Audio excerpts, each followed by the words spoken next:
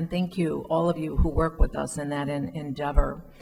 And I mentioned I would like to talk about two of the ways that DVR invests in employer interfaces, because we know, John, you're right, that exposure impact is huge.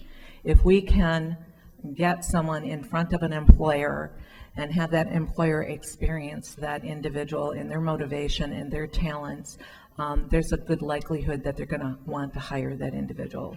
So the first way that we've invested significantly in this challenging environment of employment attachment, because what we found and what you have all found is that there are a lot of overqualified applicants for lots of job openings that our job seekers would like to apply for and achieve that job opening. And now they're, in this economy, they're competing with individuals who have a lot more experience and maybe again, are overqualified for the job, but they're willing to take the job. So the employer is going, job seeker with a disability, coming, with a job coach, needs some additional training maybe, or overqualified applicant. What should I do?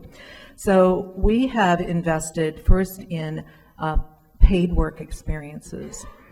Temporary work is what we call it.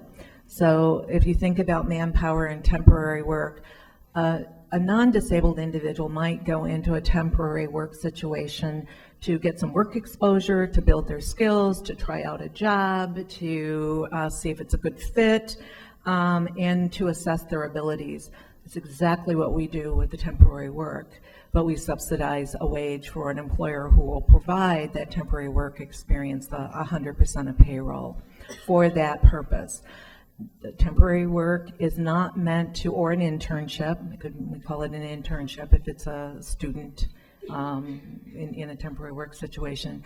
Temporary work is not really designed for a permanent placement, but it sometimes turns into a permanent placement, as I'm sure Nicole would say happens in the Manpower world. The employer just really likes this person and they're a great fit and they keep them.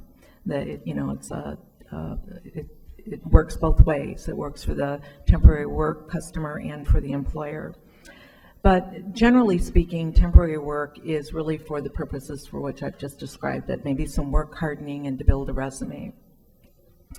When a DVR job seeker is job ready, they're really ready to enter employment, but in this job market might not be as competitively ready as some of the other candidates that they're competing against.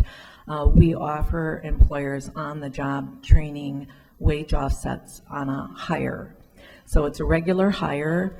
Generally speaking, most individuals who go into employment on a regular hire have a probationary period. There's usually some training orientation during that probationary period, and we will offer the employer 50% payroll offset for reaching over the overqualified individual, taking the DVR job-ready candidate, and bringing them in and providing maybe a little bit more training than they would if it was a more competitive candidate.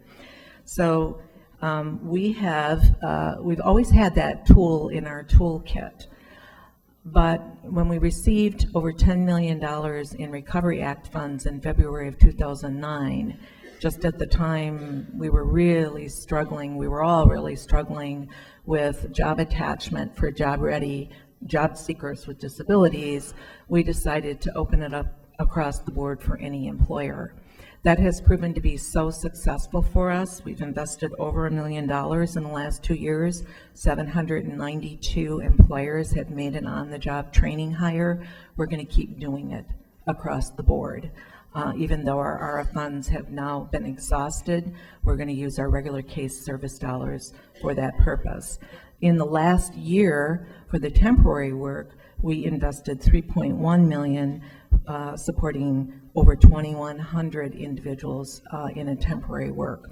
So again, important employer interfaces for us, and we know that many of you in the audience today help open those doors for those employers to be able to access the payroll offsets that we can offer to provide a temporary work experience or a hire with on-the-job training.